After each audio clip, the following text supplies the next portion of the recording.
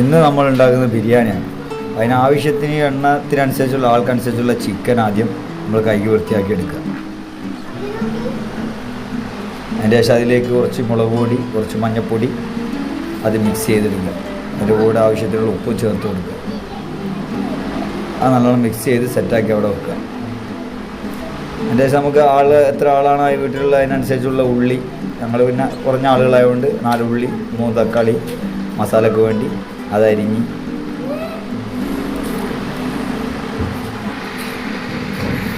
അതിന് ശേഷം നമ്മൾ ആക്കാൻ വേണ്ടിയുള്ള നമ്മൾ ആദ്യം സെറ്റ് ചെയ്യുന്നത് ബിരിയാണിക്ക് വേണ്ടി മസാലയാണ്. അപ്പോൾ അതിന് വേണ്ടി നമ്മൾ അരിഞ്ഞ് വെച്ച ഉള്ളി അത് നമ്മൾ നോൺ സ്റ്റിക്ക് പാത്രത്തിൽ അതിനെ വാട്ടിയെടുക്കണം.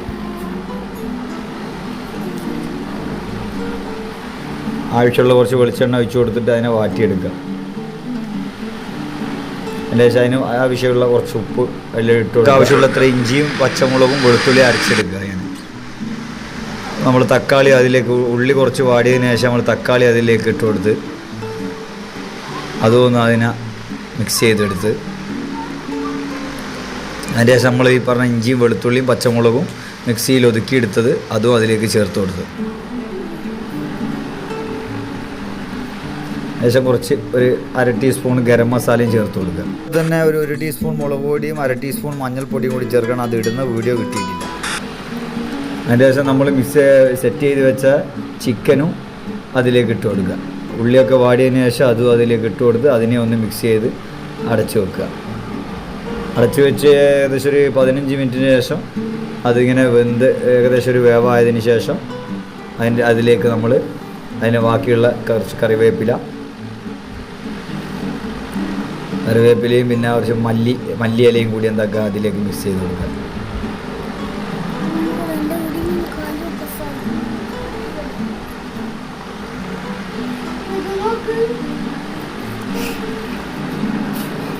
മല്ലിയില മിക്സ് ചെയ്തതിന് ശേഷം കുറച്ച് തൈര്, ശകലം തൈര്, അതൊരു 2 ടീസ്പൂണ് ഒരു 3 ടീസ്പൂണ് തൈര്.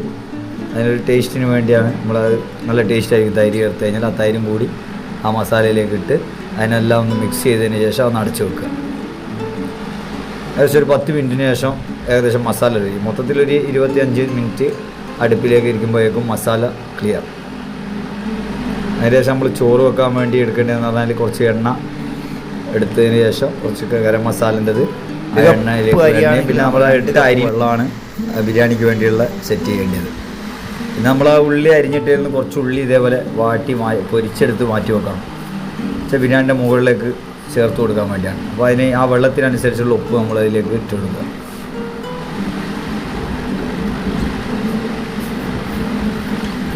അതിനുശേഷം വെള്ളം തിളച്ചതിന് ശേഷം നല്ലോണം തിളച്ചതിന് ശേഷം അരി അതിലേക്ക് ഇട്ട് കൊടുത്ത് ഒന്ന് ഇളക്കിയതിന് ശേഷം അടച്ചു വെക്കുക.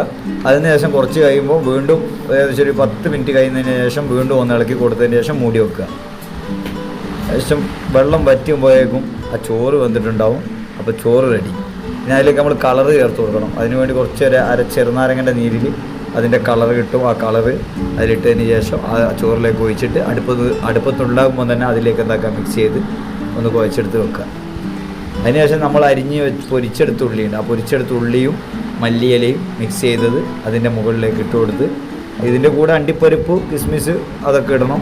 നമ്മുടെ അടുത്ത് ഇവിടെ ഇപ്പോൾ അതില്ലാത്തത് കൊണ്ട് നമ്മളിങ്ങനെ അഡ്ജസ്റ്റ് ചെയ്ത് അപ്പോൾ അത് ഇട്ടുമ്പോൾ ഒന്നും കൂടി ടേസ്റ്റ് കൂടും. അതിൻ്റെ ശേഷം നമ്മൾ ഈ RKGൻ്റെ എണ്ണയും കൂടി അതിൻ്റെ മുകളിൽ ഒഴിച്ച് കൊടുത്തതിന് ശേഷം ഒന്നും കൂടി അടച്ചു വെക്കുക. ഒരു 3 മിനിറ്റിന് ശേഷം അത് ഓഫ് ചെയ്യുക. ഇന്നത്തെ നോമ്പ് പറയാനത്. അതിന് വേണ്ടി ഇപ്പോൾ അടുത്ത കട്ട്ലേറ്റാണ് ഉണ്ടാക്കുന്നത്. അതിന് എല്ലില്ലാത്ത 2-3 പീസ് ചിക്കൻ, 2 ഉരുളക്കിഴങ്ങിൻ്റെ തോലൊക്കെ കളഞ്ഞ് അത് പിന്നെ ചിക്കനുമായിട്ട് കുക്കറിലിട്ട് വേവിപ്പിച്ചെടുക്കണം. അതിനായിട്ട് അതിൽ 1 ടീസ്പൂൺ മഞ്ഞൾപ്പൊടി ഇട്ടിട്ട് അത് നമ്മൾ കുക്കറിൽ ഒരു 2-3 വിസിലിന് അത് വേവിപ്പിച്ചെടുക്കുക. കുറച്ച് വെള്ളം ഒഴിച്ച് കൊടുത്തതിന് ശേഷം അത് അടുപ്പത്ത് വെക്കുക. 2-3 വിസിൽ അടിച്ച് കഴിഞ്ഞാൽ അത് വെള്ളം ഒഴിവാക്കിയിട്ട് മാറ്റി വെക്കുക. അപ്പോൾ അതിനായി നമ്മൾ ചെറിയ രീതിയിലാണ് ഉള്ളി കട്ട് ചെയ്തിരിക്കുന്നത്. കട്ട്ലേറ്റിന് ചെറിയ രീതിയിൽ ഉള്ളിയും 2-3 മുളകും അതും ഇതുപോലെ കട്ട് ചെയ്ത് വെച്ചതിന് ശേഷം ഒരു പാത്രത്തിൽ കുറച്ച് എണ്ണ ഒഴിച്ചിട്ട് അതിനെ നല്ലോണം വാട്ടിയെടുക്കണം. ഈ ഉള്ളിയും മുളകും കൂടി ആദ്യം നല്ലോണം വാട്ടിയെടുക്കണം. അപ്പോൾ ഏകദേശം അത് വാടിക്കൊണ്ടിരിക്കുന്ന സമയത്ത് നമ്മൾ പിന്നെ ആ ഉരുളക്കിഴങ്ങ് ഇതുപോലെ ചതക്കിയെടുക്കണം. ഉരുളക്കിഴങ്ങിൻ്റെ കൂടെ നമ്മൾ ആ ചിക്കൻ പീസും ഇതുപോലെ ചെറിയ പീസൊക്കെ ആയിട്ട് അത് നുറുക്കി മാറ്റി വെക്കുക. അതിനുശേഷം നമ്മൾ ഈ ഉള്ളി വാടിയതിന് ശേഷം അതിലേക്ക് ഇതൊക്കെ ഇട്ട് കൊടുത്തിട്ട് ഒന്ന് സെറ്റാൻ വേണ്ടിയുണ്ട്. അപ്പോൾ അതിനായി നമ്മൾ എന്താക്കുകയും ചെയ്യും, ഉള്ളി വാടിയതിന് ശേഷം അതിൽ 1 ടീസ്പൂൺ മുളക് പൊടി ഇട്ട് 1/2 ടീസ്പൂണ് ഗരം മസാല ഇട്ട്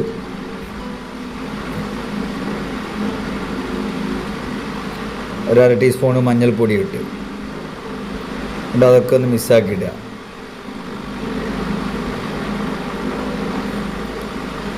മിക്സായതിന് ഏകദേശം മിക്സാക്കി കൊടുക്കുമ്പോൾ നമ്മൾ ഒരു കഷ്ണം മല്ലിയിലയും 2-3 കറിവേപ്പിലയും അതിൽ ഇട്ട് കൊടുക്കുക. അതിന് ശേഷം നമ്മൾ ഈ നുറുക്കി വെച്ച ഉരുളക്കിഴങ്ങും പിന്നെ അതിൻ്റെ കൂടെ ആ ചിക്കനും കൂടി ഇട്ടിട്ട് അതിനെ ഒന്ന് നല്ലോണം മിക്സാക്കി എടുക്കുക.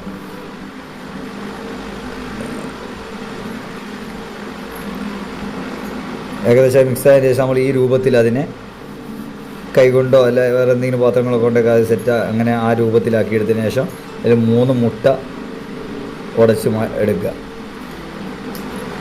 ആ 3 മുട്ട ഉടച്ചെടുത്ത് അത് നല്ലോണം ഇളക്കി അത് മിക്സ് ചെയ്തതിന് ശേഷം നമ്മൾ ബ്രെഡ് ബ്രെഡിൽ എന്ത് ചെയ്യുകയെന്ന് വെച്ചാൽ കുക്കറിൻ്റെ ചെറിയ ജാറിലിട്ടിട്ട് ഒന്ന് പൊടിച്ചെടുക്കുക.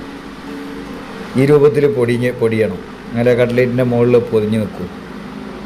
ഈ രൂപത്തിൽ പൊതിഞ്ഞതിന് ശേഷം നമ്മൾ ആ മുട്ടയിൽ ആ നമ്മൾ സെറ്റ് ചെയ്ത് വെച്ച ആ മിക്സാക്കിയ ഉരുളക്കിഴങ്ങും ചിക്കനും കൂടി ഇതുപോലെ ഇതിൽ പൊതിഞ്ഞ് ബ്രെഡിൻ്റെ ഈ പൊടിയിൽ പൊതിഞ്ഞ് മാറ്റി വെക്കുക.